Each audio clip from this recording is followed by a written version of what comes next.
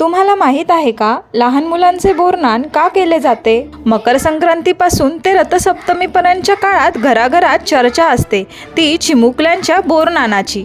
पण हे बोरनान नेमकं का आणि कसं करतात? बोरनान हा केवळ एक खेळ नसून तो एक महत्त्वाचा शिशु संस्कार आहे. पौराणिक कथेनुसार करी नावाच्या राक्षसाची वाईट दृष्टी आणि वाईट विचार लहान मुलांवर पडू नयेत यासाठी प्रत्यक्ष श्रीकृष्णाचे पहिले बोरनान करण्यात आले होते. तेव्हापासून ही परंपरा सुरू झाली, जी आजही लहान मुलांच्या रक्षणासाठी पाळली जाते. मूल जन्माला आल्यापासून ते 5 वर्षाचे होईपर्यंत हा सोहळा एकदा तरी आवर्जून केला जातो. शास्त्राप्रमाणे पाहिले तर या काळात वातावरणात अनेक बदल होतात. बदलत्या ऋतूची बाधा लहान मुलांना होऊ नये यासाठी व या दिवसात मिळणारी हंगामी फळे जसं की बोर, ऊस, हरभरे यांची मुलांना गोडी लागावी हा यामागचा मुख्य आरोग्यदायी उद्देश आहे. बाळाला हलव्याचे दागिने घालून नटवले जाते. पाटावर बसून त्याचे औक्षण केले जाते. त्यानंतर बाळाच्या डोक्यावरून मुरमुरे, बत्तासे, तिळाच्या रेवड्या, बिस्किटे, गोळ्या, बोरं आणि उसाच्या कांड्या